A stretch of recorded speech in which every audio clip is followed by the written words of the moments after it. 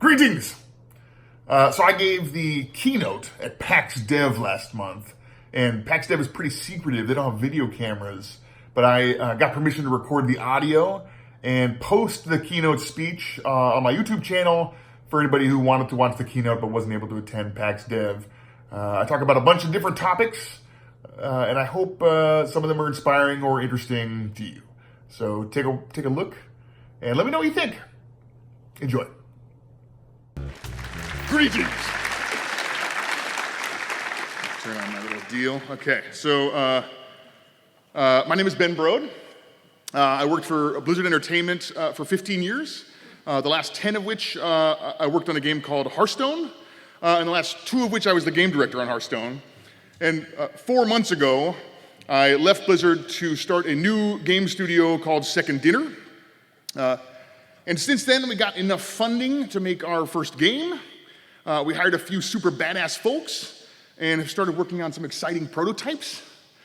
And it's a really exciting time right now back at the office, so I figured I'd take a week off and come up to PAX. I'm really excited to be here today. My good friend and mentor, Eric Dodds, the OG Hearthstone game director, has told me every year how awesome Pax Dev is, so I'm very honored to be a part of it. And I know part of the vibe of the event is to get nitty-gritty and share lots of behind-the-scenes, maybe not for public consumption data. But Second Dinner is not privy to any secret data right now, so feel free to take pictures or notes or whatever, and I'm gonna record myself, actually, so I can post this later, maybe. So one of the hardest parts about giving a talk, for me, is figuring out what is obvious and what is interesting and helpful. I just have a hard time figuring out what other people know. And if I just tell you things you already know, that is very low value to you. Although it might be fun to listen to me try and get you excited about common knowledge. For example, do you guys know that if you take peanut butter and mix it with jelly, you get an exciting new flavor? You already know that, okay. But I'm gonna do it anyway. So here's 5 things that are probably obvious to you. Your game should be responsive. Protect low-skill players via matchmaking. Make sure everyone shares a clear vision. These seem pretty obvious. Keep players happy. Keep employees alive. Okay, well, thank you very much. This has been a good talk. Appreciate it.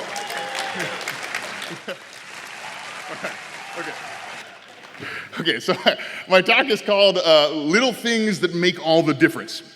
And I'm gonna look at those 5 obvious things and mention some little things that I notice maybe some people aren't thinking about, or maybe mention some of the trade-offs that may not be obvious about those 5 things. So obvious thing number 1, your game should be responsive. I think this is super obvious to everyone, maybe except the people who make gas station pumps. And this is a picture of Rob Pardo talking about Blizzard's core philosophies at GDC. I highly recommend this talk. One of their core philosophies is control is king. And I do think that Blizzard pays closer attention to this than a lot of other companies. One of the things that Pardo mentions in his talk is that this is a very difficult thing to get feedback on. Players will definitely tell you if your controls are unresponsive, but they are much less likely to notice if your controls are only slightly unresponsive. So during the development of Warcraft 3, they discovered 3 frames of lag in the mouse cursor and removed them. And that's 1/10 of a second of lag. And that's just unlikely to be a big topic of feedback from players. And even though it's almost imperceptible, it actually makes a huge difference to how the game feels. We have to specifically pay attention to controls and look for even tiny optimizations. So something I want to add to the way that we talk about controls. I want us to make controls crispy. Crispy things are awesome. They look delicious. They have great crunch when you bite into them, and they're fun to eat. But we use the word a little differently. Here's how we define it. When controls, visual effects, and sound combine to create a maximally satisfying interaction. This term was coined by our principal engineer, Mike Schweitzer. He's a huge fan of fighting games. And that genre is notorious for being super crispy. Here's Dragon Ball FighterZ, a game that has incredibly crispy controls. Hitting a punch button gives you responsive feedback, but also combines the visuals and sound in a way that really enhances how it felt to press that punch button. And this is the crux of crispiness, using visuals and sound in a way to, in concert with controls, to create a maximally satisfying experience. I think the way that Hearthstone handles the hand of cards is very crispy. Here's a video. When you mouse over a card, the big view snaps instantly. I've seen some card games that animate between that small size and that big view. And you might think it's more crispy to add that animation, but actually I think it makes it feel a little less responsive. This is the inherent tension between animation and controls. They need to be instantly responsive and maximally satisfying. For me, the thing that offsets that lack of animation between those two sizes is that little slow animation after the card snaps to a big size where it drifts up slowly. I think that makes it feel like it's more alive. One other thing about crispy animations, don't let them get in the way of being able to play as fast as your brain wants to move. Obviously, Hearthstone lets you drag your cards out as fast as possible, regardless of which animations are playing. And if you had to wait for the animations to complete before continuing to play the next card, you can't have long, awesome animations, because they would get in the way of whipping cards out of your hand as fast as possible. There's another metric of responsiveness, which is the time between when a player decides they want to have fun and when they actually start having fun. And that if that length of time is too long, they might opt for a lower friction form of fun, like browsing Twitter or watching Netflix. It's basically like a bang for the buck calculation. If I'm gonna play for a few hours, then waiting a couple minutes isn't a big deal. Or if it's super, super fun, then yeah, I'll drive over to Disneyland, pay $200 and wait in line for 2 hours to ride Space Mountain. I do think this makes a difference for everyone, but if your game is meant to be played in short bursts, I think it's critical. So often the time to fun includes logging in, navigating the in-game menus, finding a match, and learning the gameplay itself. But if the beginning of the gameplay isn't immediately fun, it actually takes even longer to get there. Or there could be additional steps before logging in. For example, when I would decide to play a VR game, I need to clear out the VR room, boot my PC, plug in my headset and lighthouses, launch Steam, then launch Steam VR, and then go through the rest of the flow. The friction is pretty high, so I only play if I know I'm gonna have a long play session, for example, an hour of Beat Saber. Beat Saber's amazing. This is super fun. Like, it makes me feel like a breakdancing Jedi. You have to try Beat Saber. Okay, sorry. So I want to talk about some of the individual components of the chain to get in and start having fun. The first is login speed, and I just want to call out some games that are doing just an incredible job at this right now. I want to show you how fast Clash Royale loads. This is from a cold start. It wasn't already running in the background, and there it is. It's playable. It's pretty amazing. It's like 6 seconds. Here's an app my son likes called METAMORPHABET. Here's how fast it loads. It's loaded already. That's the actual gameplay. You can play it. It's obviously a whole different beast because it doesn't connect to the internet. You don't have to log in, but I think it's still incredible, again, from a cold start. One thing that's a pet peeve of mine is when it feels like developers are intentionally making me wait longer to have fun, and startup logos sometimes feel like that to me. I think probably some people are using these to mask some of the loading time, but not everyone is doing that. Does your game need menu animations? So menu animations add time to the critical time to fun countdown, but they can help make a game feel AAA.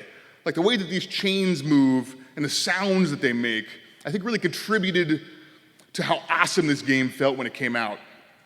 They're not too long, so I think it'd be a tough call whether or not you'd optimize for getting into the game faster or making the animations cooler. And this particular game has pretty long play sessions, so I think that's part of the big consideration you make when making a decision like this. Does your game need a story? Telling a good story and having great narrative is important. A lot of people do an incredible job with narrative gameplay, but not every game needs a story. Like, you download a chess game, and before you even play the tutorial, there's a cutscene about how the enemy king has issued you a challenge, and the fate of your kingdom is at stake, and the mysterious rooks have returned after years, and what about the prophecy?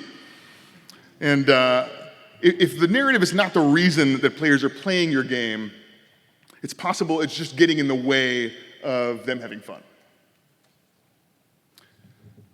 So I went over a couple things that I like to think about for shaving things off of this flow, but there might be other creative ways to get it as short as possible.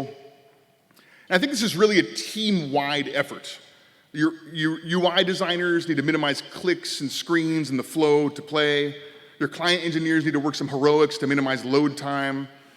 And your animators need to find ways to make the game feel awesome without necessarily animation slowing down the flow. Or you could just make your game as fun as Beat Saber, and I will put up with any amount of bullshit to play it. Okay, obvious thing number 2, protect low-skill players via matchmaking. So in a time before matchmaking, you'd see some matches like this. And the big sumo guy here is a player who is hyper-skilled, and the cute little sumo kid represents a player who is very low-skilled. And imagine being the little guy. You have no chance here. And if you're in the bottom 10% of players, almost every game will feel like this to you. And that sucks. You probably won't be having much fun. You probably quit. You know what would be better? If the little guy won more games.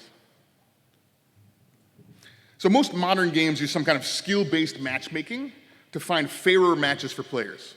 They assign a value to a player's skill, and we usually call that matchmaking rating, or MMR, and match them against players with similar skill value. And maybe this won't surprise you, but players like winning. And when they win, they have more fun. And when they have more fun, they quit less often. But where does the trend of high win rate stop being correlated with lower churn? Is it at 50% win rate, or does it keep going? And I think winning is winning. Players who win 90% of their games are having more fun than players winning 50% of their games. So I said we wanted to increase the win rate of the little guy here, right? But in this example, it's a zero-sum game. And those extra wins means we have to give them those wins from somebody else. We're giving extra losses to somebody else, which means we have to lower the win rate of the rest of the players. So when you pull the little guy's win rate up, you have to push the win rate of everyone else down. Now, I don't know what the shape of this line actually looks like, and I'm sure it depends on the game and how impactful winning and losing is in your particular game. But as you move your population more towards the middle of the red line from the edges, the people on the left who are winning very few games are now quitting less. And the people on the right who are winning a lot of games are now quitting more. So depending on the shape of this red line, this could still be overall good for the churn rate, or it could be neutral or even negative. So if the shape of the line looks like this, so that maybe winning 0% of your games means you're 100% likely to quit. But hey, if you're winning 10% of your games, maybe you're only 50% likely to quit.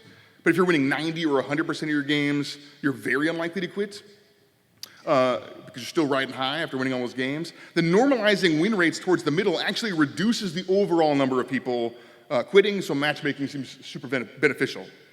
And this shape makes intuitive sense, right? If you're winning a lot of games, you're very unlikely to quit, whether it's 70% or 90%. But be careful about assuming this kind of thing. Figuring out the correlation between win rate and players quitting might be very helpful for your game as you consider how much normalization of win rates to do. And this is a complicated issue, right? Obviously, new player retention is very important. So you may not want to just throw players in to a system with no matchmaking. You might want to have some other system that lets players take the time they need to become skilled enough that they can have a better experience once exposed to the broader player base. But there's some tricky things you can do to cheat the system. And I experienced it firsthand pretty recently. I downloaded PUBG on my phone, and I played 3 games, and I won my second and third game. And I was shocked because I beat 99 other players as a total scrub. So I posted about my victories on Facebook, which is already pretty risky because that's kind of braggy. And a few of my friends pointed out that in my first few games, my opponents were entirely bots who were designed to lose to me. So I ended up looking really dumb, and I deleted my post. But if not for those friends, I would still feel really good about beating those bots. What they were essentially doing is making it not a zero-sum game. So actually, Battle Royale games are, I guess, kind of like negative-sum games. But they've introduced AI opponents that suck to inflate the win rates of the worst or newest players without harming the win rates of the better players. Another way to avoid the zero-sum problem is to try and match players together who have different goals. So here's the sumo scene reimagined like that. And one thing I've seen a lot of games do that is similar to this is give out rewards for playing but not necessarily winning. Another cool trick I've seen is to reduce the sting of a low win rate. So this game, Duelist, has a hidden achievement that you earn for losing 3 games in a row. So maybe you get to convince yourself that you meant to do that. Skill matching makes it hard to feel power gains. So another thing to keep in mind about matching based on skill is that it makes it hard to feel when you've gotten better at the game. Whether that's because you've actually improved your skill, or because you've leveled up your character, or maybe purchased some new cards or items or whatever. Often when that stuff happens, you get a short-term boost and really feel good for a few games, but depending on how you tune your matchmaking algorithm, it'll actually very quickly bump your MMR up and find you fair opponents again. So no matter how much better you get at the game, your win rate always stays around 50%. And for me at least, it saps me of some of my will to improve, because doing better just means I'll have to fight harder opponents, and that kind of stresses me out. This is my friend Josh Menke, who did a talk on matchmaking at GDC a few years ago. And this is a good graph to show how fast modern algorithms can figure out a player's skill. And you can see the comparison to ELO, the red line there at the bottom. And what this means is that modern games have the capability to get you even matchups after just about 3 to 5 games from no data, and almost instantly adapt to changes in power level. So this is pretty obvious, but the tighter your tolerance for skill-based matching, the slower your matchmaking speed, which increases the time to fun. And this could be an important consideration based on how many players are playing your game, how many modes you have splitting your player base, and what you think the experience should be like in off-peak hours. So I talked a lot about the downsides of skill-based matchmaking, but I'm actually not sure that it's overall bad. There are real upsides to using a system like this, but it's important to know what the trade-offs are. For example, Hearthstone's arena mode matches players based on the number of wins in the current run, not on a persistent skill rating. And I think that makes it both a worse mode for new players and a more fun mode for the most skilled players, because skill directly influences your win rate rather than it all being normalized to 50%. So we use skill-based matchmaking because we want things to be more fair, but in a way, skill matching can feel unfair because working hard and improving doesn't mean you get any better win rate for that work. Matchmaking on player scale is optimizing towards 50% win rate. Is that the best thing to optimize for? Sometimes 50% win rates will be the most fun, and sometimes it won't be. And you have to consider the overall effect on fun from all different player perspectives as you tweak your matchmaking systems. All right, obvious thing number 3, make sure everyone shares a clear vision. Making games is super hard. And one of the hardest things is making sure your team understands what your game is, what your game is not, and why it's going to be awesome. I think everyone knows this is important, but I think it's critically important. And this is one of the big reasons I've seen game teams fail. If you don't agree on what you're building, you end up with a hodgepodge of stuff that doesn't fit together into a cohesive product. Okay, so we're gonna do a little exercise together. Imagine you're an artist. And if you're an artist, you don't have to imagine. And you're working on a new zombie movie. And you're the artist responsible for concepting what the zombies are going to look like in this movie. So try and imagine, you're the artist. Start thinking, what are the zombies gonna look like in this zombie movie we're making? There are a lot of us working on the movie. Someone else is doing set design, someone else is writing all the dialogue, and we all need to be on the same page to make this movie feel believable. But zombies are zombies, right? They're zombies. how likely do you think it is that we're all thinking about the same visuals for our zombie? So clearly there are different interpretations. So let's align on this. Let's say we're going to make a gruesome, realistic zombie. So now we should all be sharing the same vision. But wait, all we know is that this is a zombie movie, and I have a pretty good idea of what a zombie movie is like. But there's still a lot of room for interpretation in the details. Is this a movie about the confusion and horror that happens at the beginning of the outbreak? Or is it about how humans have adapted in a post-apocalyptic world? The movie comes out really differently in both of these visions. So let's make a movie about surviving in a gruesome, realistic, post-apocalyptic zombie world. So good, now we should have a clear vision, I think. Except that that's probably still too broad, even to start concepting what zombies would look like. Is this about what life is like when you're all alone and exploring the humanity of zombies? Or is it about what happens to the political climate in the different nations of Earth? Or maybe it's about how daily life changes or doesn't change when death lurks around every corner. Vision is multifaceted, and even when you get very specific, choosing the exact vantage point to explore your theme can be very nuanced. I've seen meetings where everyone looks at each other and says what they think the vision is and then nods, and then we all go back to our desks and execute on slightly different, nuanced versions of that vision. So my first tip is to use imagery. This is just a Google search for spooky forest, and spooky forest has a wide range. But when you download 50 images from the internet and sort them into, yes, this is the right vibe, and this is wrong, and here's why, you can start to create a map so that everyone knows what is exactly okay and what isn't.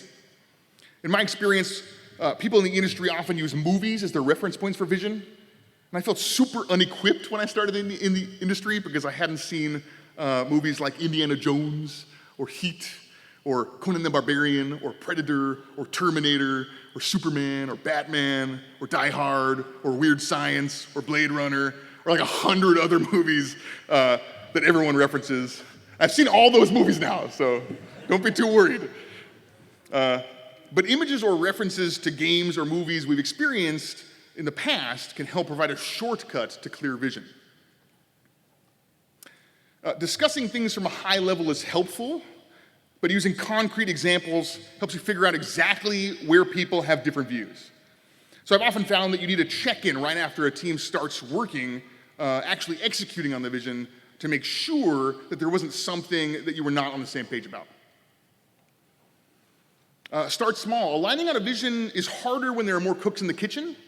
If you're trying to come up with a top-level vision for a new game, I think spinning off a small team to incubate a project with the minimum number of people can help end up with a higher chance of achieving a clear vision that everyone is aligned on, and then you can slowly add people once your imagery or prototype is clear enough. Iterate on your vision pitch. Eventually, you will need to impart your vision to people who will consider spending money or time on your game, and your vision needs to be clear and exciting by then. You need to playtest your pitch on new people just like you playtest your game. As you explain the vision to people, pay attention carefully to what excites them and what confuses them. And if people don't understand or aren't excited, try a different approach with the next person you talk to. And this will pay off because eventually you'll be telling people who are farther away from the dev team, like publishing groups or regional offices, and you'll really need the vision to be clear. And then when you announce your project to the public, the more you understand what will excite people, the better your announcement will be. So obvious thing number 4, keep players happy. Wouldn't this be nice? I do think it is super challenging. It's also probably most relevant if you're running a live service game. There are too many different types of players, and you can't please all of the people all the time, but I have some tips that I think can help. Become a teacher. So this is important for 2 reasons. One, because the more knowledgeable your player base, the more likely you are to get high quality feedback. And 2, because when players don't have all of the information, they are more subject to the Dunning-Kruger effect. So here's David Dunning, and this is the biggest photo I could find on the internet of Justin Kruger. I went on his Facebook page and everything. He's not very public. And in 1995, These two guys heard the story of a guy named MacArthur Wheeler, aka the Lemon Juice Bandit. And MacArthur believed that because lemon juice is used as a component in invisible ink, that if you put lemon juice on his face, he would appear invisible to security cameras. So he did that, and he went and robbed 2 banks, and of course his face was not invisible. And so after the local TV stations broadcast the security camera footage, it was immediately identified and apprehended. And when he found out that he appeared on the tapes, he kept muttering, "But I wore the juice." 4 years later, Dunning and Kruger published this paper detailing the relationship between confidence and experience. So here's a graph. Confidence is on the left, and experience is on the bottom. And this red line shows the ideal relationship between confidence and experience. As you get better at something, you should become more confident, right? So Dunning and Kruger ran a scientific study to figure out the actual relationship between confidence and experience.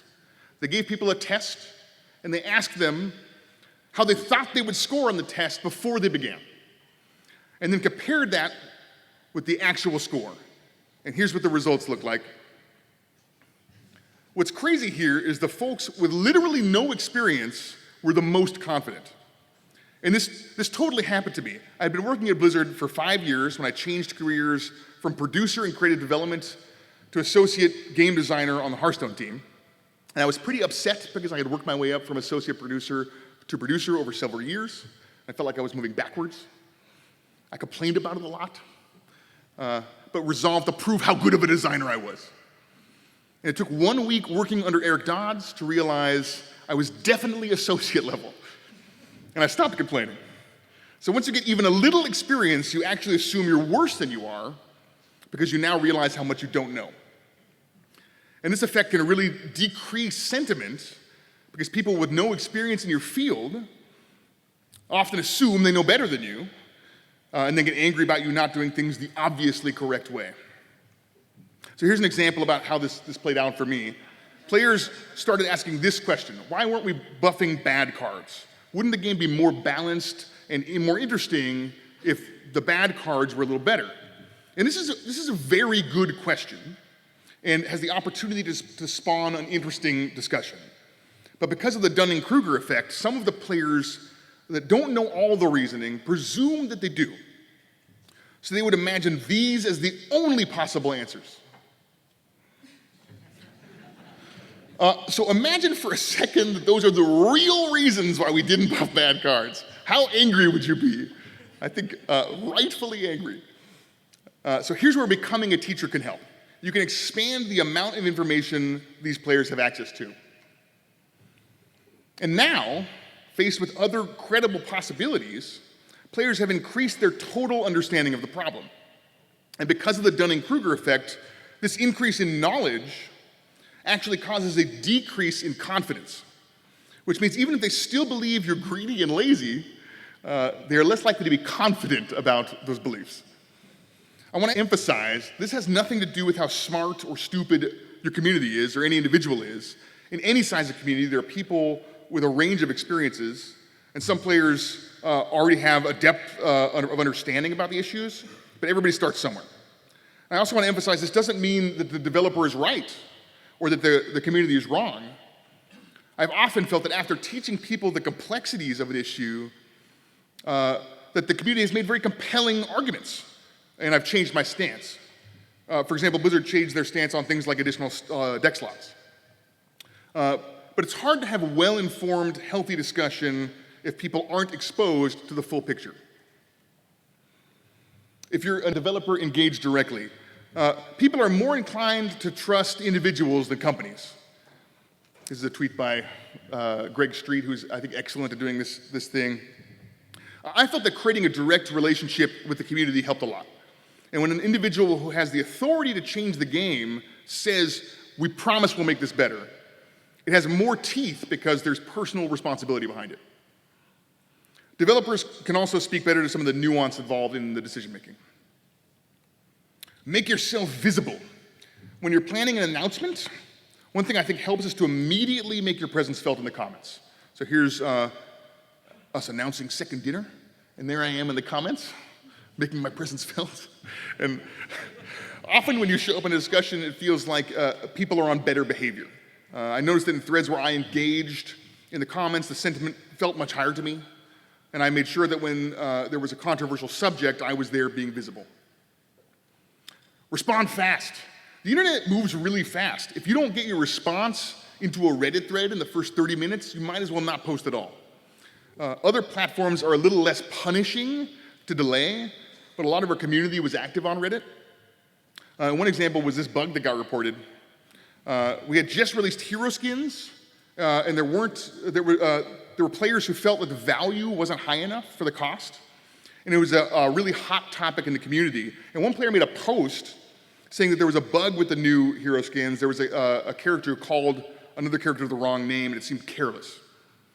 And this played into the narrative that we didn't really work very hard on these. We just kind of jammed them in there. And this post immediately shot up to the top of the subreddit and got thousands of upvotes.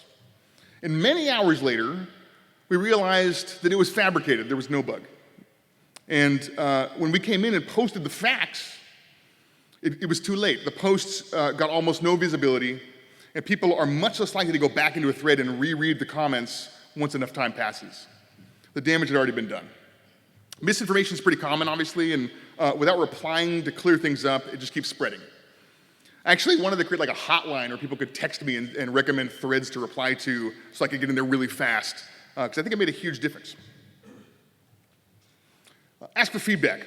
So another thing to keep in mind is that the balance of power between players and developers is all on the side of the developers. If a player wants you to change something, they have to convince you to make that change for them. Because they can't do it themselves, and it's a frustrating relationship to be in. Players have incredible passion for the game. It reflects on them because they played a lot. So when you're making when you're announcing a change, also make it clear to the community that you're open to feedback about it. It makes it go down easier because it'll feel less like a mandate from God and more like a friend floating a cool idea. And if it's not something you're open to feedback on, you can instead ask for feedback on the way the announcement was delivered. I felt like reaching out was always very beneficial, and I wanted to do it a lot. So I focused on reducing the friction between an idea that I had and actually shipping a video or blog post. And one of the things I did was to buy myself a microphone and a webcam. I started doing videos from my house so I could iterate without wasting anyone else's time or waiting for a slot to open up at the video team. Here's a pic of the setup I used for one of our videos. That's my bed in the foreground and my dog over there. I also spent a lot of time discussing social media strategy with our PR and community teams to really learn those crafts.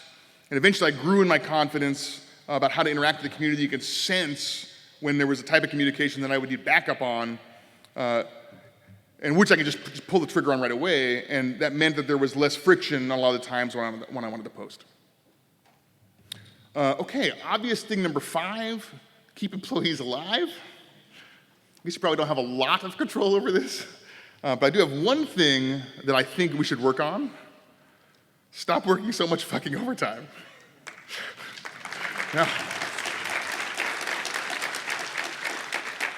so this is an article from last year. 76% of game developers still labor under crunch conditions. Here's another article talking about the horrible world of video game crunch. It doesn't have to be this way. Obviously, things come up. Sometimes this comes from a level higher than we can control in the organization, and we don't get a say. Sometimes your team only has enough money to last until the end of the month, and if you can't finish your next milestone, the game will get canceled. Obviously, if there's a service outage, it's all hands on deck. There are some legit reasons to do OT. But as an industry, we crunch a lot, and some of that is preventable. Control the scope. A friend of mine from the industry told me a story about a time when he was crunching on a game, and some of the design leadership had a meeting to discuss post-launch DLC. It was a 1-hour meeting, and instead of generating new ideas for the DLC, they decided the ideas they came up with were too exciting, and they wanted to jam them in before ship. And this is really tough, because none of us got into the game industry to make shitty games. We want to make freaking awesome games, and we have ideas that we know players will love. We have to make the tough call to cut some of that exciting stuff to avoid overtime. And it's a hard call to make, and your team will be sad because you cut an awesome thing. But there's only a few variables you can adjust. And if you're unwilling to adjust the ship date or the scope, overtime is the only answer. But you can adjust scope and the ship date. Hearthstone shipped way after its announced ship date, without single-player content, without spectator mode, and without tons of features that obviously the team added over time. Don't let people set micro-cultures of OT. So sometimes it's not coming from above, but there's a culture that makes you feel bad for leaving after 8 hours. Like you get up to go and people are like, oh, hey, are you leaving already? What time is it? And one thing you could do is just tell people that it's not okay to work OT. Have HR give you a weekly report on who's working OT hours, and then go to each person on your team who's working too much and tell them how important it is to not burn themselves out. If you must crunch, consider focused bursts. So when you need to crunch, make sure you have very clear goals. Time box specific windows. Don't let crunch extend beyond certain time frames. Identify which specific people will be working overtime, and specifically which goals they are attempting to complete in that time. This isn't just about quality of life. Like this is about quality of life, but it's also bad for business. So if you work people too much, they can churn out and leave the company. Often people working a lot of overtime end up taking their time back and they start messing around on the clock and playing games or watching videos, and that can be super damaging to morale. And obviously, as people are more tired, they aren't as focused, and they do lower quality work and create more bugs.